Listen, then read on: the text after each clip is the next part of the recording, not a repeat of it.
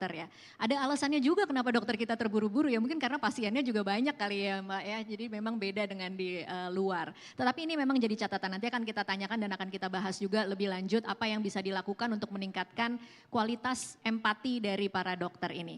Saya geser dulu lagi ke Mas Rizky ya. Iya, Ya, Mbak Tasya. dari BPJS, iya.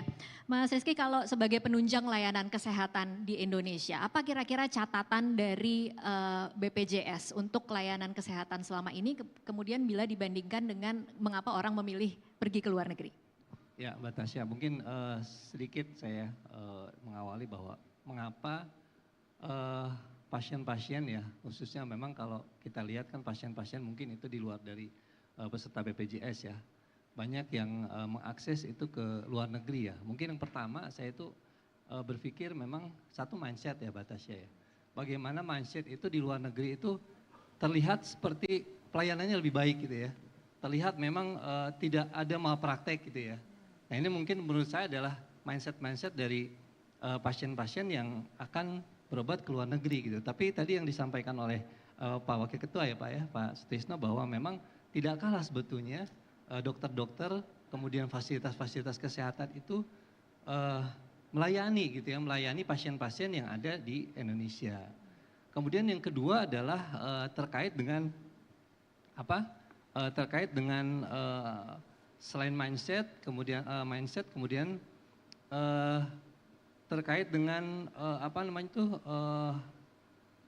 keinginan gitu ya, keinginan pasien-pasien itu terkait dengan promosi. Nah itu promosi dari luar negeri itu dari Malaysia khususnya itu lebih baik gitu ya. Nah itu gencar sekali gitu ya Pak ya.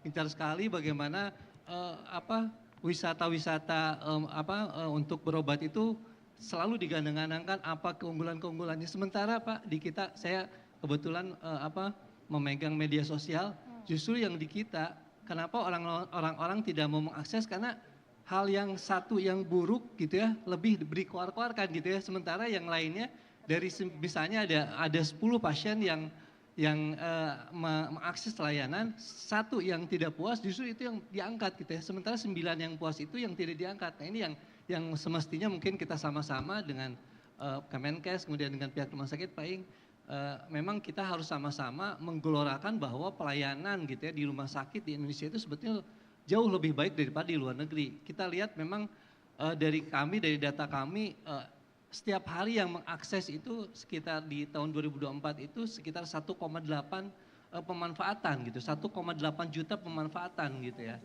Satu hari itu ya, satu hari pemanfaatan. Jadi sebetulnya kalau kita lihat dari polanya tiap hari itu sebenarnya masih banyak peserta kita, pasien-pasien itu yang mengakses dari layanan yang ada di Indonesia. Nah ini tinggal kita menggelorakannya saja seperti apa, mengkamasnya seperti apa, itu yang semestinya kita sama-sama harus kita tingkatkan mungkin.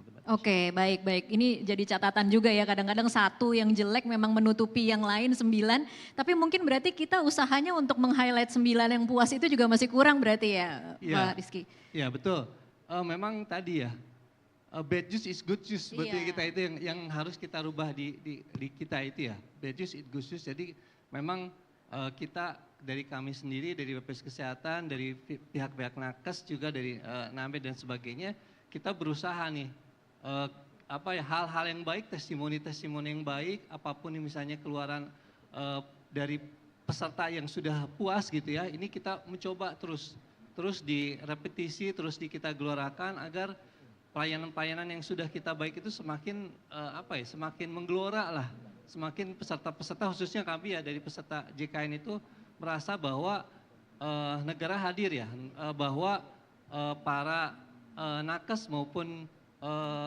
tenaga medis yang ada di rumah sakit dan juga yang ada di klinik maupun di puskesmas itu memang merasa sudah lebih baik daripada memang pelayanan-pelayanan yang sebelumnya mungkin ada beberapa yang kurang puas. Nah ini tentunya kita tadi yang sampaikan kita harus terus selain promosi kita juga kolaborasi nih, karena jangan sampai misalnya dari pihak BPJS Kesehatan kemudian dari nakes ini tidak sinkron nih.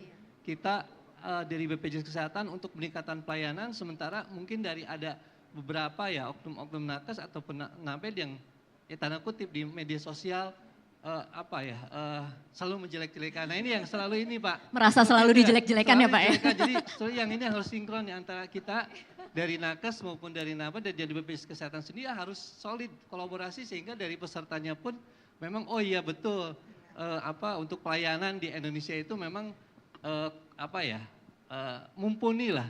Mumpuni jangan sampai ya kita sendiri melihat wah kurang gitu ya. Jadi mereka berpindah ke luar negeri gitu berobat seperti itu Pak. Iya, tapi berarti memang Pak Rizky berasanya memang dari semua sektor tuh BPJS yang paling babak belur ya memang.